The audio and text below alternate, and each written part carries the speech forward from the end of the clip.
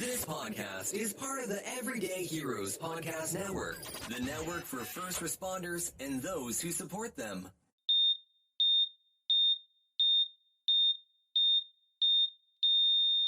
It's October. Time just flies. flies. October. You get 3 Mondays of us in October. It's like a extra pay month. Treat. Welcome back to Scissors and Scrubs. I'm Nicole. I'm Lara. You know what we did not discuss, Lara? The last time we recorded? What? The Queen. Oh my God. I know I'm like 2 months behind and she'll have been buried by this point. Hey, no one's even going to. But when we're recording, she's only died a couple of days ago. Yes. She died while I was at work. All I wanted to do was go home and watch the Queen. I haven't stopped. And so now on TikTok, like everything that comes up on my feed is the Queen thing because I keep watching Yes. like, all of them. And I'm like, oh yeah. And then they go into like, everybody else. I'm like, devastated. yeah, I know. It's all I'm watching. I swear, I think I'm mourning her more than I would a family member. Because I loved her. I know. I just loved it. And my kids are like, well, what's the big deal? I'm like, she's a fucking icon. Most of the world doesn't know any other monarch in England. Yes. Now, granted, we fought a war not to give a shit. I get it. Right. But I do love her. Yes. And I'm like, think of the people she's met in her lifetime. She met Winston Churchill. She met 15 presidents. The heads of every fucking country for decades. Like, she's unbelievable. Yes. She's unbelievable. No. And she's just... I'm And I slowly think gonna she's miss her. just a steady. Yes. She was a steady in everyone's lives. Like she was just always the queen. She was Yeah. always there. There's the queen, you know? Yeah. And it's going to be really weird to say the King of England. Because It is we've weird. been saying queen. And I feel like that sounds like we're in like the 1600s. Yes! The King of England. Yes! In honor of her, I was watching Henry VIII in Anne Boleyn last night. Oh. It was a fucked up family. That was. So this literally has nothing to do with what we're talking No. about today. Although, maybe. a Well, little. maybe. I mean, maybe she was on hospice the Maybe. last couple of days, Laura, because that's what we're talking about. Yes. Hospice nurses. We had an email come in a couple of, back in August, and this woman's reaching out, and it broke my heart to read this because I can imagine how she feels. Both Laura and I have had to deal with family members' end of life. A lot of nurses have to do that, and it's a lot of pressure on the nurse of the family, and we'll get into all that. So we're going to read her email, and hopefully I'll read it the way she wanted me to read it. And then we're going to kind of cover what hospice nursing is, some stories of hospice nursing, and some of our own experiences with hospice nursing. And this woman as well is looking for people, she's looking for advice. So if you have anything constructive to add to this podcast, I do not want to hear any... She doesn't need to hear any negative, I guess is what I'm trying to say. So if you have something nasty to say about it, you can just email us privately. But she's looking for people to give similar stories. She's looking for comfort. She's churning because she doesn't know where to go. Laura Nicole, first, I just want to say thank you for taking the time to create a podcast that makes me both think and laugh. Well, I'm glad it makes you think because it just makes me laugh. It always brightens my day listening to you too. But I am writing because I have experienced something as a nurse that I can't find any significant support or commiseration about.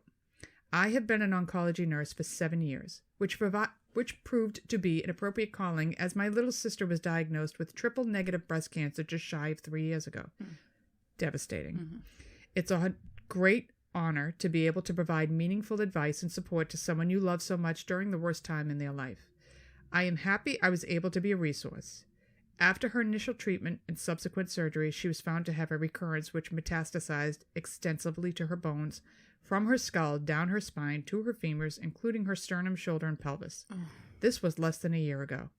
She underwent chemo and radiation, suffering the usual side effects as well as rare and life-threatening complications, including typhlitis, opportunistic infections, crippling pain, and transfusion dependency.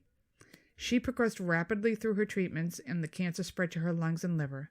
We also noted that many palpable tumors to her chest and groin. This is terrible. I watched her decline, traveling over 4 hours every couple of weeks, knowing better than anyone else how this would go and hating every desperate moment of it. Her pain was poorly controlled, partially due to my brother-in-law's fear of addiction, which, God bless, at that point, who fucking gives a shit if she's hooked on meth? I feel like a lot of people have that problem. Who cares? I know. But also due to the extent of the disease. Watching her suffer was the worst thing I have ever witnessed as both a nurse and a human being. After much debate, encouragement, and support, she was admitted to home hospice services in August. My sister called me a day into her hospice treatment in a rare moment of clarity, asking me to come. I dropped everything and went. As the nurse in the family, luckily with significant hospice experience, I was put in charge of her care. I called the rest of the family in so they could see her. I administered her medication, called the nurses for increases, and stayed up with her all night for days to change her and manage her terminal restlessness. I think people don't realize that the end of life can get physically messy. So you are, when she says changing, you're changing diapers, sheets, beds, linens. It's tough. I suctioned her mouth when she started choking on the liquid morphine she couldn't swallow. I dressed and cleaned the ulcer that formed on her coccyx. I helped hold her down as she fought 2 failed Foley insertion attempts. She had apparently developed fistulas. I comforted her when she screamed and tried to bite me when I had to turn her. I comforted my family as they watched. I increased her meds until she stopped trying to rip her clothes off, until she was comfortable. I gave her every dose. I'm going to literally start crying in about 2 seconds. I gave her every dose until she passed away. While my family was there for support, and they are grateful that I was able to do what they, quote, could not, I cannot shake the weight of what I did to and for her. She died in August, shortly after she started hospice, with her family surrounding her. She would have been 30 years old in August. Oh, God. She's survived by her husband, her children, her parents, her grandmother, and siblings. How do nurses manage being end-of-life caregivers for their loved ones? It would give me comfort to hear how others have managed their grief. I am hoping you may be able to use your platform to solicit similar stories to mine so I might feel less alone. I know it's not usual lighthearted subject matter, but it would help me, and maybe others. If nothing else, I would greatly appreciate even just your thoughts, because no other nurse I know can relate. Thank you again for all you do, and thank you for taking the time to read this, because it took a lot for me to put it into words. I'm not going to use her name. She asked me not to. I did leave out I redacted some information because she asked me, she doesn't want this family shit going on, and she doesn't want it to be too identifiable. So that is her story, and it greatly moved me when I read it. It greatly moved me when I read it again. It's very difficult. So what we're going to do is we're going to read what hospice nurses do, which she is one. I had a very rough experience with my mother-in-law in hospice. You've taken care of your dad. So we'll tell some of those, and we have some stories from hospice nurses, and hopefully we'll get some write-ins to, she needs a support group. She can't find one. It's not an easy support group to find. It's not one many people want to be a part of. So let's see if we can help her out. Yeah. Okay. So I have, I just have basic information on hospice, the history of it, how it started, and kind of what they do. I got it from understandinghospice.org and healthcare.com. So modern hospice, I guess like thousands of years ago, they had hospice like little. You just took care of your family members. They took care of their family members. Nuns would help. And so it was like a hospice care. But modern hospice started in 1948 by Dame Cicely Saunders.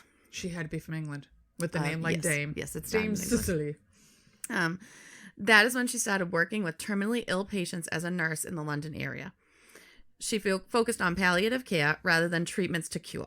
So she wanted to make you comfortable and have a good life as opposed to curing. For those who don't know what palliative means, you are either doing surgery, whatever care you're doing is just comfort measures only, because you're never going to cure what the problem is. Right. So you are just there to take care of them and make them comfortable. And I do go into palliative care. Oh, sorry. No, that's all right. She wanted dying patients taken out of the sterile hospital environment, especially think of the 30s and the 40s, like all white, like limited visitation. Like a you'd go crazy in there. It's all sterile and nothing's warm. And people could only come in for like an hour. And so she wanted people out of the sterile hospital environment and cared for at home where they would be comfortable. It was all about the patient psyche and comfort. Saunders received her medical degree in 1957, so she was a nurse and then went to medical school. In 1963, she spoke at Yale about her hospice ideas to doctors, nurses, chaplains, and med students. She showed pictures of terminally ill cancer patients before hospice and then during hospice. And the difference in their appearances were so shocking that it started a discussion in the United States about we need to start hospice care. Something like that? Why can't I do something like that, Laura? I know. All I'm doing is telling funny stories. I know. Anyway, go ahead. Something really meaningful like she did. I want to really be left behind. I want to be a dame. Yeah. So that sparks the hospice care discussion in the U.S. In 1967, Saunders opened St. Christopher's Hospice in London. It was the first hospice for terminally ill patients in the UK. Dr. Florence Wald was the dean of Yale School of Nursing. So she had probably heard her speak when she came to speak. So in 1968, she takes a sabbatical from Yale, goes to St. Christopher's Figures it out. to get firsthand hospice experience to start bringing it back to the Interesting. States. It's the nurses that did this. I know, and the women. Mm-hmm. Just saying. I'm just saying. No points made. No. In 1969, Dr. Do you remember Dr. Kubler-Ross from nursing school? Yeah. Yeah. Dr. Kubler-Ross wrote on death and dying. Yes. Fucking death and dying. Yes. Which is a book that emphasized the benefits of home care over hospital care for terminally ill patients. She had over 500 interviews in that book with dying patients. And it helped her argument that everyone should have the right to decide on end-of-life care. If you want to be in the hospital and you want to be in that is your right. If that makes you feel right, but that if you this be is home, where I need to be. But if you want to be home or in a home environment with just, palliative care and that's your choice. Be around family, that's your choice. It's your choice what you want to do. I'm going to die with my cats on my chest. Oh, I'm God. not going to lie. Kubler-Ross testified in front of the U.S. Senate Special Committee on Aging in 1972 on the right to die with dignity.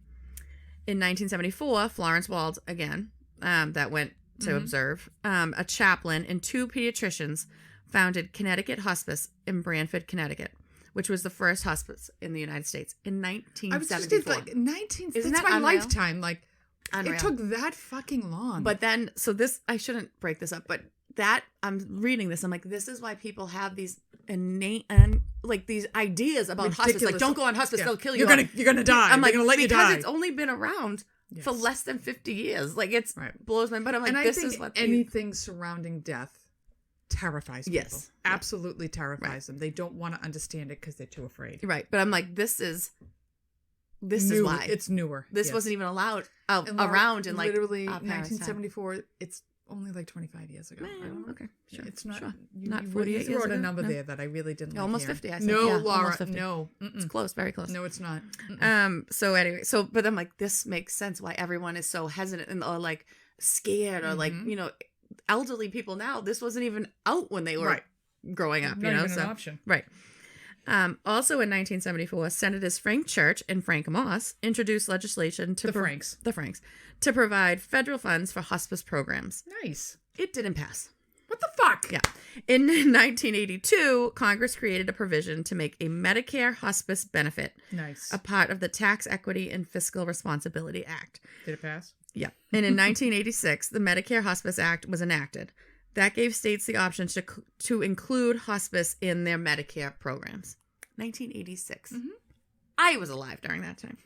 Oh, don't say it like that, fucker. Over the next 30 years, more legislation was passed, more funding was approved, and more Medicare reimbursements were given. So we're people are starting to get it. Like, this is good. This is a good thing. We're going to pay for this. That allowed more providers to get into hospice because they're paying people to do this. In 2004, more than 1 million Americans received hospice care. In 2005, there were more than 4,000 hospice providers. We're getting there. It is still not. It's a field I've always contemplated if I left the OR. That's something I would think of doing. I've been involved enough in it with family members that I've thought, like, maybe I think it would be very rewarding. I'll be honest. I do. I'm a nut though about going into people's houses, so I can't. No, but you could work at like the Kaplan Center. Yes, the house. Like, yes, going into the houses, not my fave. I could work at a place that was not a house. In 2014, the National Hospice and Palliative Care Organization celebrated 40 years of hospice care in the U.S. So we're literally talking a very short time that we've had hospice, which is, blew my mind. I had no idea. So little time. It's so young. Yes. It's so fucking young. But that blew my mind. It blew my mind. Because I really thought it was longer than that. I had no idea that wasn't, because it's been a part of our lives forever. Since hospice has only been around for such a short time in the U.S., less than 50 years, like I said, a lot of people don't fully understand what hospice does, who can use them, and why. When you can go when they should reach out, why they should reach out. People wait way too long. Yeah. Hospice care is a philosophy focused on providing comfort, dignity, and support to terminally ill patients. It's a philosophy. It is a whole mind, body, what's good for this patient. It is not curative. You are not being cured on hospice. You are not curable on hospice. When there hospice is not killing you. No. Whatever you have is already there. Hospice is giving you Helping life with dignity. Right. When there is no cure, hospice providers give relief for physical symptoms like pain. They give emotional support. They give spiritual support for the patient and their family and their caregivers. Which you need. It's just somebody there to help you, to tell you They you're may doing say, a good job. Take an hour, go for a walk. Right. And just to encourage you, like, because you, like we said, like, end of life can be messy. It can be painful. It can be long. A long time. And you feel like, what are we doing? Like, right. They're there to just give you a hint. No, you're doing everything you can. And you're watching your loved one dying. It's not something that's easy to do. And when it's a long process and you're watching them weaker and weaker and harder and harder, it takes a fucking toll on you. And they're there not just for that patient. They support the family in a huge way. Huge. Hospice is delivered wherever the patient is, whether they're in a home, a nursing home, anywhere they are. Hospital. They have hospital floors on hospital. Hospice floors on hospital. Wherever you are, they go to you. The patient never has to go to an office. They don't have to go to a pharmacy. They don't have to go to the doctors anymore. Doctor's office. They don't have to go to any appointments. They are home and they can get everything they need or wherever they are delivered to them. Yep. Services are available 24 hours a day, 7 days a week. It is not, they don't have a holiday off. They don't have a weekend off. Someone is available all the time for you. At all times. Hospice also provides counseling and bereavement services for loved ones before and after the patient's death. Hospice is available to anyone diagnosed with a terminal illness who has a life expectancy of 6 months or less. It does not matter what age you are. You can be a child. You can be a 90-year-old. It does not matter. If you have a terminal illness and you are expected to live less than 6 months, you can have hospice. Now, when my father-in-law was on it, they said it could be 2 years. They said, but you have to agree you're done with medical treatment. And if you decide you want to go in, which he did, he had to go into the hospital, they back off. Yes. And then when you're ready again, they come back. Yeah. So you can go on and off of it. Okay, yes, sorry. you can go. So, but it has to be. You're not going to recover from what you have. Yes. And I think they do say, yes, it's around, they will probably live around 6 months. And then I get into. So 2 physicians need to certify that a patient is not responding to aggressive treatment and has a life expectancy of less than 6 months. So they have to say there is nothing else we can do. Yeah. It is nothing is working. You will die from this illness. And the 6 months is only a prediction. Right. No one knows exactly when you're going to die. If the person lives longer than 6 months, they can be recertified and kept in hospice. So after 6 months, they check again. Nope, nothing's gotten better. You are still going to die. You get hospice. We'll do this again in 6 months. If the person improves, because sometimes people do improve on hospice because you're gaining confidence, and dignity, comfort. Sometimes it's just not as aggressive as they thought. Sometimes you're off your chemo. You're So if they improve, they can graduate, quote unquote, from hospice, and then can be certified again later when you do begin to decline. Right. So just because they feel better and they're getting around and they look better and everything's going better, you don't have to worry about it. You can be done with hospice. And then when you start to decline from your terminal illness, you can go back on it. People do not know. No, it doesn't mean you're on it and you're going to be dead in 6 months. Right. Or even 3 days. Like you don't wait till 24 hours. Oh, call me on hospice. Right. This is all, it's all therapy.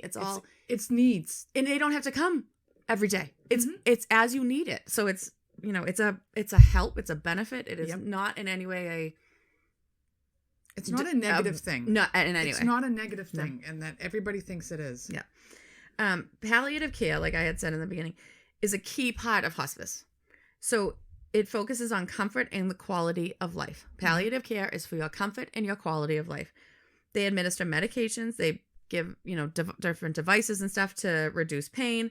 They also provide physical therapy. They provide occupational therapy so people can maintain activities of daily life. It is in no way dignity. saying you're bedridden now and you can't get up again and you're not doing anything. This is it and I'm just going to give you morphine and call it a day. It is to better your life. It is to give you comfort and quality of life. It is nothing to be afraid of. If they say, we're going to bring the palliative care team in, people freak out. Yes. That doesn't mean you're going to die today. Everyone's going to die. It doesn't mean you're going to die today or next week. It means we're going to help you be You're not getting anywhere and you need help. Right.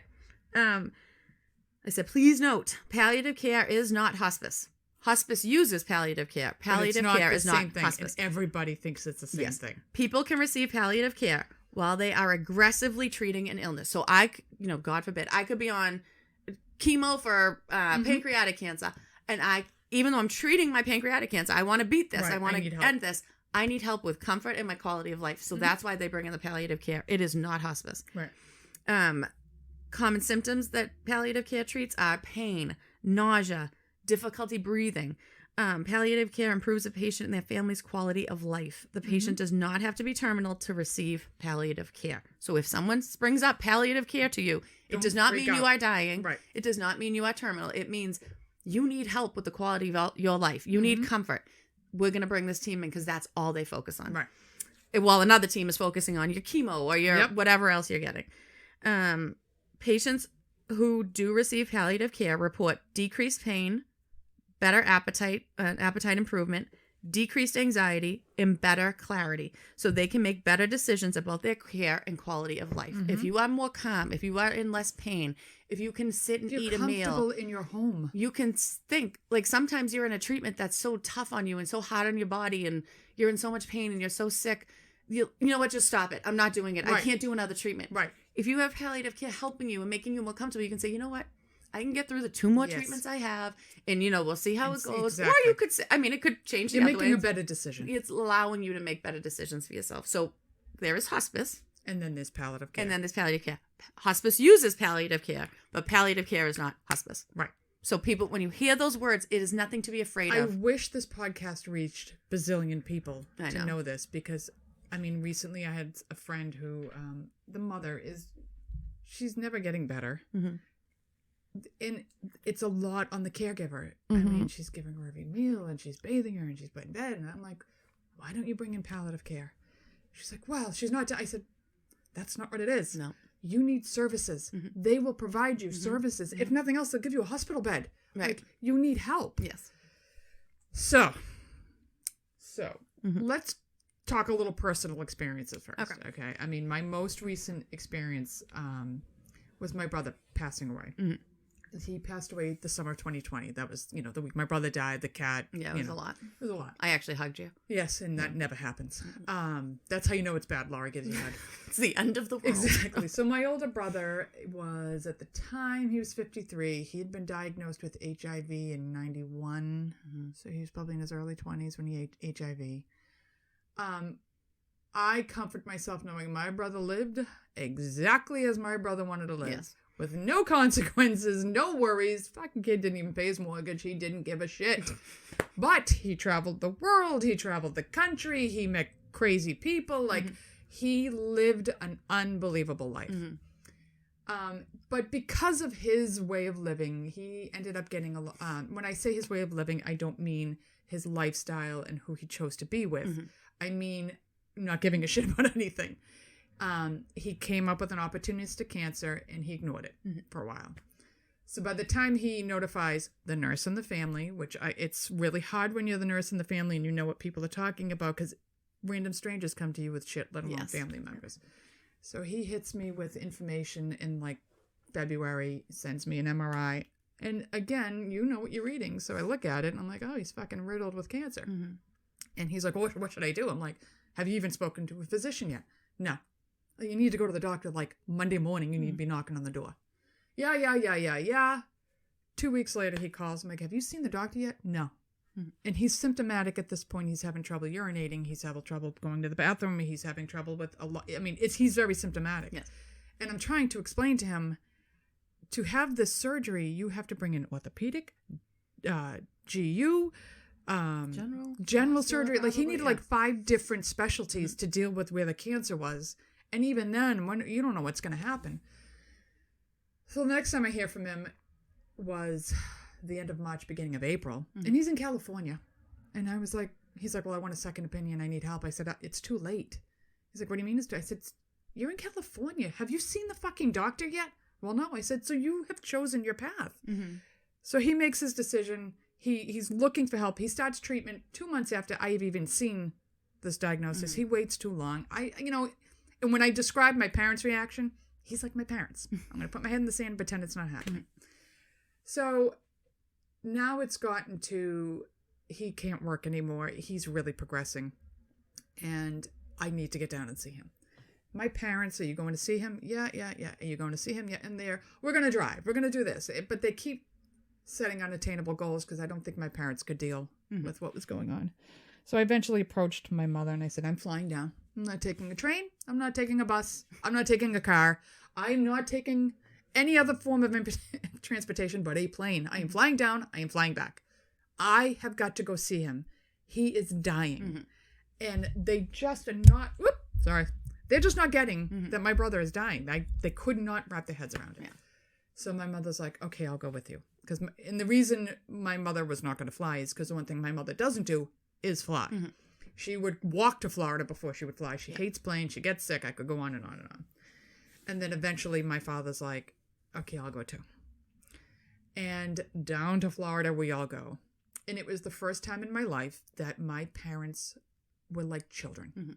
I was hurting them like cats. They were children. I had to book the flights. I had to wheel them through the airports because, of course, the fucking week before we go, my father breaks his leg. It was brutal to watch not only your brother dying, but then my parents having no idea. They were like babies. They didn't know what to do. So you talk about going into people's homes. Yeah. I probably couldn't have walked in your brother's house. I love my brother. He was not a housekeeper. And he had skeevy little dogs. So we had to go in the home, which was not easy.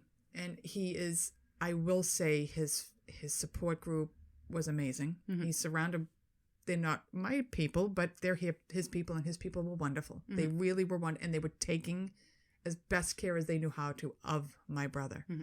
But being a nurse, the care was not enough, and there was not clean care, and they didn't know what they were doing, and the hospice nurse was coming in. And we got there on a Tuesday, and by Thursday morning, they're knocking on my window at like 3 a.m. I go over because he lived across the street from my parents' home down there. I go over, and my brother is in bad shape. They're bringing him to a hospice house. If you do not know what a hospice house is, when it gets too much for sometimes the family, or the end of life, I cannot explain enough to people who have not experienced it, is not pretty. It is just not pretty. They start to lose their sense of themselves. They lose bodily functions. They get very, their breathing sounds funny. They see things. I'll read about that. I have a couple of things. They start seeing things. It's uncomfortable for people who aren't familiar with this. I mean, it's uncomfortable. Period.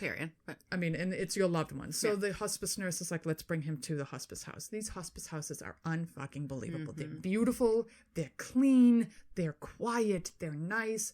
So they're like, will you come with me? I don't know these people from Adam. Yep. We have to physically load my brother up, who was not a tiny guy, bring him in. We bring him to the hospice house. Again, have to herd my parents over there. They could not do it. Yeah. And I can tell, I'm like, he was in the hospice house maybe 2 or 3 days, but you can see it coming. And I don't believe in, you got to be with them. Even if they don't know you're there, that's how I am. I'm not leaving you alone. You're not at this point in your life. So the last night, I get my sweatpants, I get my sweatshirt. My mother's like, where are you going? I'm like, he's not going to sit alone in that house. He's just not. You want to come with me? No, I'm good. My father, no, I'm good. I'm like, okay. I don't blame them. I haven't lost a child. Right. I don't know. Off I go to the hospice house. He died the next morning, but he wasn't alone. His husband was with when he passed. I'm grateful for that. And after it was all said and done, my father looks at me. He's like, I don't think I would have come down here if you didn't force me to come down. Yeah. And he's like, I needed to. I know I needed to. I couldn't bring myself to do it. Yeah. So it's hard because I'm the baby of the family, and I have everybody. I have my other brother calling me, what's going on down there? As this is going on, my husband's aunt is in hospice who had no children. So my husband and his siblings are like her kids. He's dealing with her hospice. She was in an assisted living, and the hospice came to the assisted living. And again, he's up all night. They weren't going to leave her alone. So they passed within hours of each other. Yeah. And my husband and I are like, what the fuck is going on? But he's calling me, asking me questions. My parents are, and as the nurse, you're the translator. It's like another language for these people. And it's really heavy on you because who are you talking to? Right. I'm calling you from Florida. Yeah. Like, Laura, I can't fucking do this anymore. Like, I'm venting to you because I have that support system. This woman does not. No, that's too bad too. It's awful because when you can, like, I can joke with you and you understand I'm not being a dick. You know why I'm doing it. Right. You know what I mean? Right. Not everybody's going to listen to your dark humor and understand where you're coming from. Right. It's not easy. Mm-mm. I had my father. He had pancreatic cancer, and when he found out, it was stage 4. So it's like it's too late. So I work with a surgeon that is world-renowned pancreatic surgeon. So he calls and tells me, and he's like, I want a second opinion. And I'm like, okay. I said, I work with like the best in the world. He's like, okay, yeah. So I went downstairs. I was at work when he called me. And I went downstairs and I said to the surgeon, I went into his room because he was actually operating. Isn't it always amazing when you need them? They happen to be there. I know. He's operating that day. I was like, yes. So I went in the room and another nurse was in there and he wasn't in there yet because they weren't started yet. And I was like, oh, is he not down here? Like, no, he's coming down in a minute. I'm like, okay, I have to go. Like, I had to go work. I said, but I'll come back in a little bit. I said, my father just called. He has stage 4 pancreatic cancer. He just wanted a second opinion.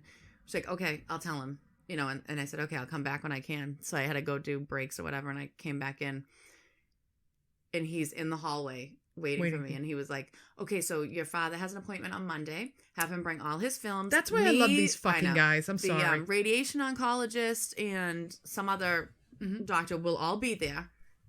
8 a.m. Monday morning. I'm like, okay. And it was like Friday. And I'm like, oh, okay. All right. So I was like, let me call him. Of course, I call him, and he's like, yeah, you know what, I'm not going to get a second opinion. I'm like, I just fucking asked this. That same thing happened to me, yep. So I was like, okay. I mean, not that I think you need one. And that's actually what the surgeon that we work with said. He goes, if it's state, and I said, I understand that.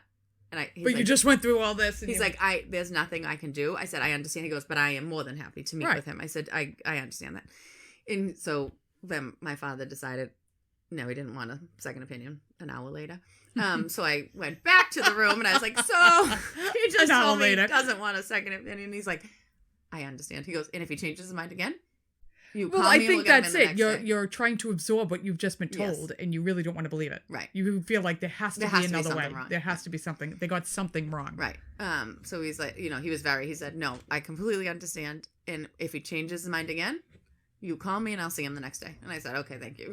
He's very sweet, very sweet. But so he did do some chemo. He didn't finish it. It made him very, very ill. He was already very ill. It made him very, very ill. So then, I don't know. It was only a couple months after he was diagnosed. They called and they said, you should come up here because he's going to die. So we went up and he was married to this woman. And her house was very, very small. Very small. And there was a cat in it. And we know how you feel about cats. You must have really loved your dad to go up there with a cat. So I was like, oh, okay. So they called me and said it. And Jack was in school. And Sam was, I don't know. He must have been like half day preschool or something. And I was like, oh my God. They're like, you have to come up now. And he lived up in New Hampshire. And I was like, okay. And so I called one of Jack's friend's mothers. I said, I'm sorry. Could you just ever pick him up for me? And Mike will get him from you. And she said, you don't even worry. Don't even think about it. I've got him, whatever. So I didn't even literally think about it for the rest of the day. So I don't know who took Sam. And I went up there. My sister went up. And my aunts were there because they all live in New Hampshire. He has 4 sisters. So we're up there. And he's with it when I first got there.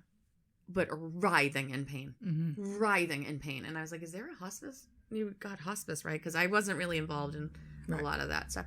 So I said, you did get hospice? Yes, the hospice nurse here. We have the, the morphine and the liquid morphine. Why is nobody giving him the morphine? I said, so when did he have it? Because he's writhing in pain. And they were like a few hours ago. I'm like, okay, let's give him, give him some more, please. Like no. What? No. I said, but he's in pain. Well, he just had it. I don't want him to have too much. I'm like, my father was an alcoholic. Who the fuck cares at this point? But I'm just like, he needs a little more. I'm sure he needs a little more than what you're giving him. And I'm like, okay, but he's dying. So the hospice nurse, I'm like, okay. And I can't really, it's not my mother. It's his wife. So I'm like, okay. So we sat there. He kind of talked when we got there. And then very shortly after, he was out of it. Right. So you couldn't even ask. Well, that's what's hard too, is especially when you start giving the morphine, you kind of have to say goodbye, because once you give them the morphine to control the pain, they're gone. Right. Like mentally, they're out of it. So, and I think it was the disease progression as well. And then he couldn't speak. Mm-hmm. So then all you can do is watch Him in pain. Grimacing. And I'm like, he's grimacing. Oh, but he's not saying he's in pain. I'm like, he can't say he's in pain. Laura, I've heard this before and I get fucking aggravated. I was like so beside myself. The hospice nurse came. I said, babe, so we can give him this when, she said, whenever he looks like he's in pain. I said, okay. Thank you. And how much can he get whenever, and she said, whatever it was, I don't. And I said, so when he's grimacing, he's in pain? Yes. I said, okay, so she can give him medicine when he is grimacing and him like that, because that means he's in pain. Yes. And she was very... Because she understood what you were saying. Yes. Yeah. And she was very clear, and she made it very clear again that he should be getting the meds when he's grimacing or moving funny or whatever. Like, he can no longer communicate. You have to watch. It was awful. Awful. It's fucking He's awful. writhing in pain. Give him the medicine. So eventually she kind of just... Let you do it. Yeah. And I was like, give it to me. Because how could you watch him? Right. Writhe in pain. I can't watch that. So I mean, this is my father. It's her husband, I understand, but this is my dad. Even if it was a stranger, I couldn't watch them writhe in pain. Right. But I just... Anyways, so... But along with that, she did come. The hospice nurse was very nice. But she only... I think she came maybe once or twice while we were there. We were there for a few days. Well, that's what people need to know, too. They don't stay there with you the whole time this is happening. They come in and out. And because people are like, well, why isn't the hospice nurse here? I'm like... Because she's got 4 other patients. Right, she makes sure you're settled. And again, if it was something bad happening, she would be right back. She would come right back. But they know when somebody's going to die almost to the fucking minute. Right, they're pretty good about it. Yeah. So we were there that day. He didn't die. My aunt lives down the street. We went and slept there. We came back. He was completely unconscious, like out of it, writhing, wriggling around, restless, but not. You couldn't talk to him or anything. My sister and I changed him. We changed his bedding. We did all that stuff for him. We just sat there trying to tell him to go, like, let go, blah, blah, blah. He wouldn't. We didn't know what was holding. What are you holding on to? Yeah. Day 3, I think, we were like, okay, I don't know what. The hospice nurse like, I don't know. There's something. I don't know. Like, he just wouldn't die. And so we were like, I mean, not that, but I'm laughing. I know it's not funny, like, but let go. Fucking go, dude. What are you waiting for? What are you doing? You're living in a tiny house with a cat. What? This isn't heaven. So, but we're trying to figure out, like, well, what's unsettled? Like, I don't know. And then someone was like, have your mother call him and tell him that it's okay. Holy shit. Maybe that'll do it. And we're like, all right. So we're like, you gotta talk to him and tell him, like, you're fine. That had to be hard. Or whatever. Hard and weird. It was weird. And we're in the Woman's third house. wife's home. So I was... The wife way down the line? She was out. So we're like, okay, call him now. So whatever she said to him, he still didn't die. So I don't know what the man was holding on to, but he did not die. And we were changing him the whole time, giving him meds the whole time. He was so in pain. It was awful. I can't writhing in pain. I can't imagine what that's like. So eventually, after a few days, we were living up there. Mike would bring the kids up to, like, visit me. The hospice nurse was like, why don't we bring him to the hospital? Because he is not comfortable and he is not letting go. For whatever reason, this man is not letting go. Why don't we bring him there? There are people there all the time. They can give him IV morphine instead of the liquid morphine. They can give him more. And we're like, yes. They put him in an ambulance. We followed the ambulance to the hospital. We sat at the hospital. They're giving him IV morphine. They're keeping him. He was much more comfortable. He was laying still. He was not writhing. We went home that night. We were going to stay. And my aunt's like, go home. You haven't been home in days. Like, you haven't, go home, come back tomorrow. And my aunt. Maybe he didn't want to die with you there. Well, maybe they don't want to die. Maybe that, so you just try like 85 different things. So we all left. My aunt Sharon was there and he did die the next morning. It was like, I don't even remember how long it was. 5 days? 6 days? Like, they called me and they were like, you got to get up here now. Like, it's an hour and a half. Like, you got to get up here. We got it right up there. And it was like, literally, I mean, it had to be 5 days later. Yeah. It was like. Maybe he was afraid of something. I don't know. That's what they're like. He's holding on for some reason, but no one knows why. But he was just so uncomfortable. Like, that's all I remember saying. You're so uncomfortable. Like, just go. Just let go. Like, why do you want to be this uncomfortable? Yeah, I mean, not that you can. I have no idea, but that's on your head. You're like, oh my God, please. Like, why maybe would the ex-wives were up there. Who knows? No, they're all alive. But I just, it was just, it's weird. Like, You're changing your parent. You know, like... Yeah, when I was sitting at the hospice house, you know how they say cardinals are the sign of somebody loved? Yeah. I was on the phone with my husband, and I said, I can't even tell you how many cardinals are flying around this place. I've never seen so many cardinals in one fucking spot in my life. There had to be 50 of them flying around. I was like, this is weird. Yeah. I joke around that I killed both my in-laws. Yes. Well. So my father and I told you he was hit on the Tobin. Laborer died. He had survived, actually, cancer of the lung, cancer of the spine. He had CHF, I think, because of the chemotherapy. So for the last 5 years of his life, because my mother-in-law had passed, that's the story I'll finish with, because that was quite a story. He was living with us, and probably 4 months before he died, I had taken care of him for 5 years. Garrett was like 3. I had young children in the house. I got seriously sick. And I just said, I'm like, I can't do this anymore. I said to my husband, I'm like, he has to go somewhere else, because literally I'm changing his diaper and then I'd have to change Garrett's diaper, who's banging on the door at 3, wondering what the fuck I'm doing. It was too much.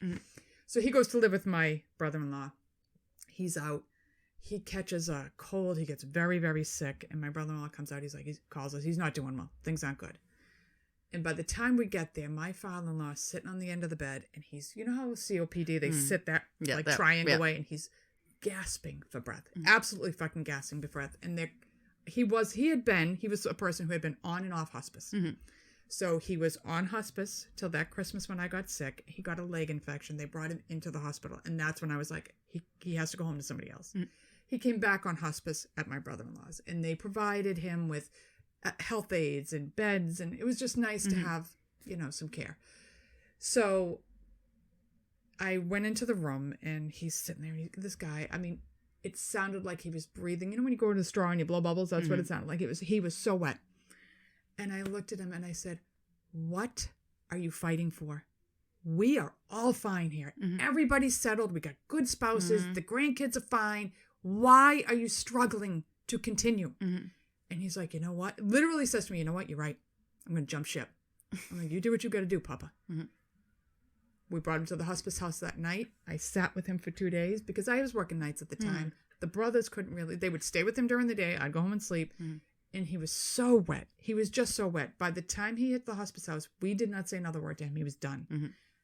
2 a.m. in the morning, I can hear the wetness stop. Then they take a breath. Wetness stop. Done. Yeah. I spent like 2 minutes with him, say goodbye to him, call all the brothers in. But they would leave. It was to leave it for somebody else because people can't handle it. And you have to respect that. Not everybody can handle watching that. It's not pretty. It's not. It's not pretty. It's not either. So my mother-in-law, this is the coup de grace story. My mother-in-law, what a sweet woman. God bless you. Jeannie Meanie. So, my oldest son, I had the 2. He's 3. I have to go to work. She volunteered to babysit him. My other aunt was watching my daughter because she was only a year. And my mother-in-law had called me in the morning. She's like, I don't feel great. I'm like, what's the matter? She's like, I don't know, my stomach hurts. I just don't feel great. I'm like, all right, you want me to get somebody else to watch Garrett? No, Cameron. No, bring him down. Because she loved to, I love my mother, but I wish my mother-in-law had been 15 years younger because she would have been, she loved my kids, like fucking loved her grandkids like I've never seen. My mother loves her grandkids. She just shows it in a different way. My mother-in-law would have done anything for these kids. So she was like, yes, absolutely. Give me the kids. So I go to the apartment and I'm looking at her and she's a ball of fucking sweat. And she's got one of these stupid like CVS blood pressure cuffs. So it says 60. I'm like, that's obviously wrong. It's a piece of shit. I didn't get that. Yeah, sorry, Siri. I'm not talking to you. And she just doesn't look right. And she keeps, I'm like, I think you have a heart attack. She's like, no. I always get indigestion. I get this all the time. Like, really? You get that all the time? She's like, yes, I get this all the time. I said, you know what? I call work. I can still remember the charge nurse was. I'm like, I'm going to be late.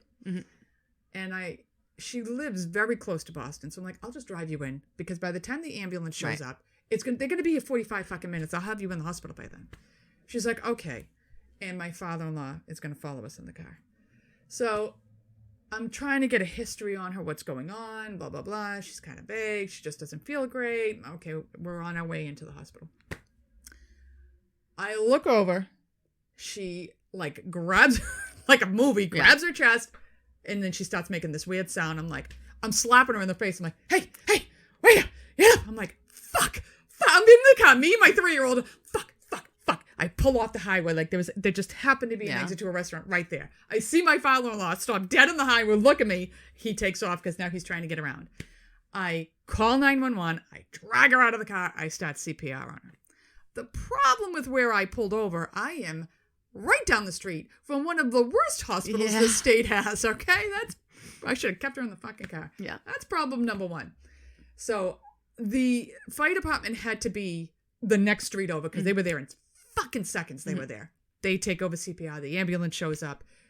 And I'm trying to call my husband. His brother's like, this is bad. Like, this is really bad. And this EMT, he had to be 6'2" and 450 pounds. I have him by the chest. He's like, we're taking her to that hospital. I'm like, you are not taking, they will kill her. You cannot take her there. He's like, we have to take her there. I'm like, you cannot, you know how bad that place is. And he said, listen, if we get a pulse back, I'll take her into Boston, but otherwise she's going there. I'm like, fuck. Off they go. 45 minutes. We sat in the parking lot. I wanted to be like, just scoop her and take her. Why are we fucking around here getting IVs and shit? Get 10 seconds. This is why I drove her. I obviously second guessed my decisions that day forever. Yeah. So off to the hospital we go. And this is the reason I tell the story is because this is what happens. She is not my mother. Mm-hmm. But every time a physician came out, who literally the words would be, who's the nurse? And then they would tell me everything and I would have to translate. Mm-hmm. I'm not going to make decisions on her care. She's not my mother. Right. And I'm very cynical. Excuse me. I know the decisions I'm going to make, but I'm not going to tell you to make those decisions. They ship her into Boston. We all fucking go into Boston. My poor son, I don't remember. I, to this day, can't remember what happened to, he was in the car when it happened. Mm-hmm. I don't remember. I took him to the hospital and he went. I don't know who picked him up. Yeah. I don't remember where he went. I think my sister-in-law took him. I don't remember. To this day, I don't remember. I still have him, so he's alive. Yes. He as well. He was unharmed. He's unharmed, but I cannot remember from the life of me where he went. I remember him being in the back of the car while the ambulance there, and I was trying. It was freezing, so the car was running. I mean, it was just terrible. Mm-hmm. Into Boston we go. They put her in the ICU. They tried the cath lab again. The surgeon comes out of the cath lab. Who's the nurse? I'm like, this is fucking getting old. Yeah. Into the cath lab they go. My brother-in-law's to the ICU. My brother-in-law decides to stay. And I'm prepping my husband. I'm like, it ain't good. Mm-hmm. And he's like, do you think she's going to make it? I'm like, to be completely honest with you, she died in my car. Yeah. Like, they ain't getting her back. Mm-hmm. So the night shift is taking care of her. My brother-in-law's calling me. They want to put her on this. They want to put her on that. I'm like, she's not going to survive the surgery. Mm-hmm. No. Because my mother-in-law wasn't young either. She's probably 78 or 79 when it happened. I honestly can't remember. I said, she was a frail woman to begin with. Mm-hmm. She's not going to survive these surgeries. She's going to die on the table. Is that what you want? Mm-hmm. You want to be able to say goodbye to her? So they decide not to. The night shift calls us at 5 a.m. Come in. She's dying. Like she was in DIC. The poor things. Yeah. The night shift nurses, God bless them, they were trying to cover.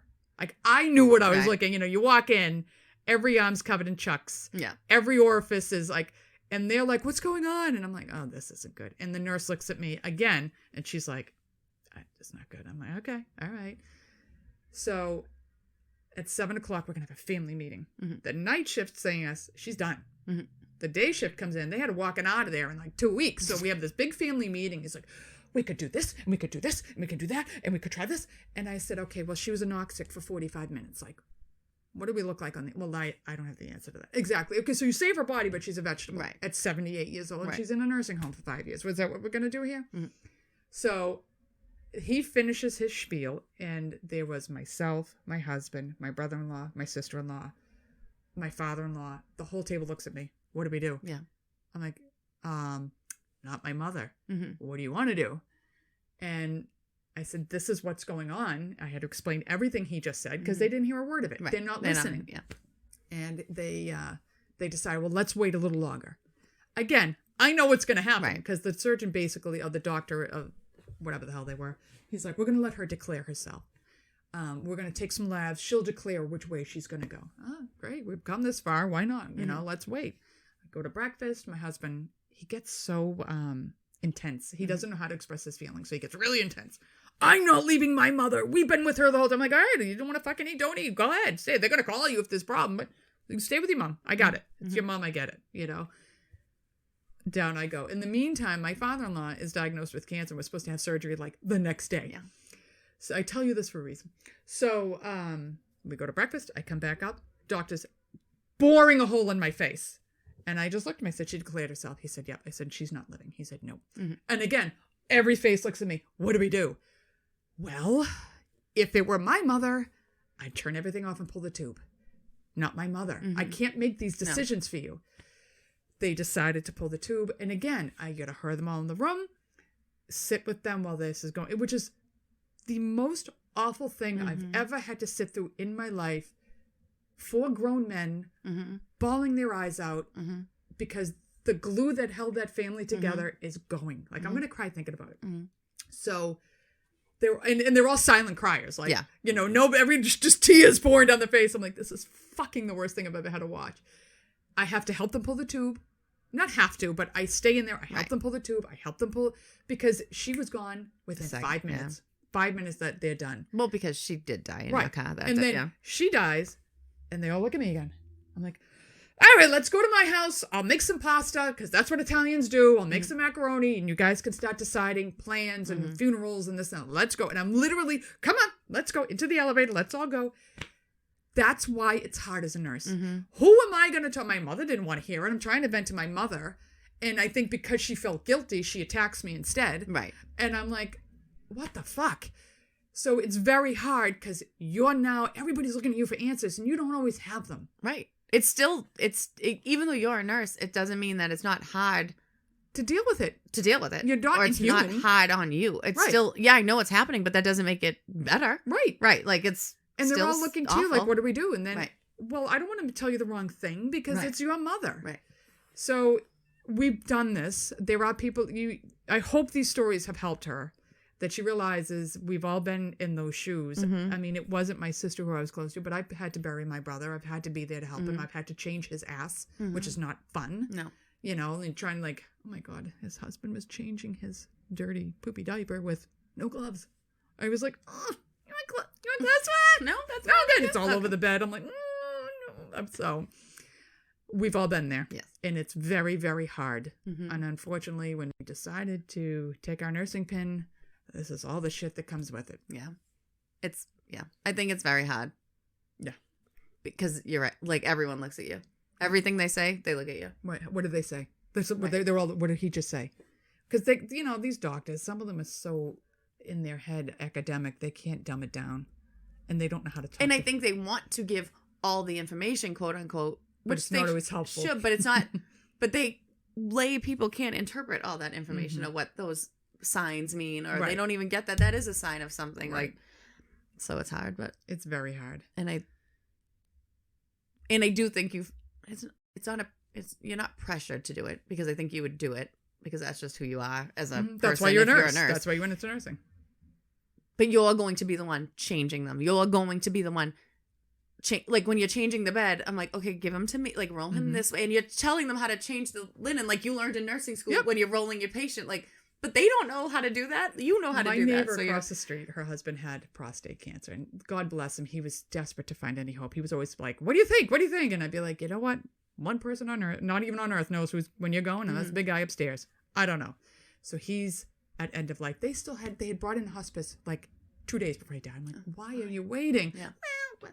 So his daughter is a nurse. And she was taking the brunt of the care as well. And she was a hot mess. God bless her. So I get a knock on my door, and it's the wife, and she comes in, and she's like, Kelly's in the shower, and Peter's not doing well, and I really need some help. Do you mind helping us out? I'm like, absolutely. I run over. Thank God Brian was home. Kids are all set. I run over, and his middle daughter is standing there with her hands up and rubber gloves on. All right, but she's not touching anything. She's standing there like she'd just come out of washing. Yeah. Her hands are gloves. For surgery. And the daughter now has come down from the shower. And when I tell you it's messy, he is evacuating his bowels for the last time, and there is a lot of it, and it is completely fucking liquid. Yeah. All right. So he's laying in this, and they're horrified. So his daughter, who's the nurse, is looking at me like, can you fucking help me? She didn't say anything. I'm like, okay. So I pulled the gloves off the middle daughter, put them on. And because she's a nurse, I don't have to explain to her. It, yeah. And we're cleaning him up, roll him, to tuck it, roll him back to me, tuck it, clean him up, bump. You good? Yeah, I'm good. The middle sister's like, did you guys rehearse that? I'm like, no, like, this is what you learn in nursing. She goes, you guys didn't say anything. You just fucking knew what to do. I'm like, because we do it all the time. Right. Like, that's what you do. Right. So it was just funny. And they, again, so after we changed him, both of his older daughter, middle daughter had just had babies. They were all, like, everybody in this house was a fucking mess when I walked in. The older daughter has no idea to do with their screaming son. I'm like, give me that baby. I needed to hold that baby. And I grab him and I get him on my chest, sound asleep, out like a light. She's like, you just calling this whole house down? I'm like, because that's what nurses do. And I'm patting him on the back, like, this baby's so cute. He went sound asleep. I'm like, I'm just going to lay here with him on my chest for about 5 minutes. You don't mind, do you? I'm abducting your child. She's like, no, that's okay. And he died, I think, less than 24 hours later. Yeah. You know, it was, they leave him, it's June. It's June. He dies at like 9 a.m. It's 2:00 in the afternoon.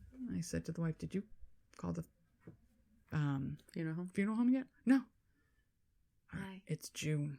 You're going to get ripe in that room if you don't call. Well, my daughter was sleeping. I didn't want to wake her up. I said, call, because they could still be another 3 hours. Right. Doesn't mean they're going to be there in 10 minutes. The flies are going to start collecting in your living room. Like, it's June. This isn't like in December. You could turn the heat off in the room, you know? I was like, I don't mean to be mean, but honey, you're going to call them. Yeah. So I hope this has helped you. And I hope people will realize that it's not that the morphine they're giving you at that time is not, you're not going to be addicted to it because you're going to be dead.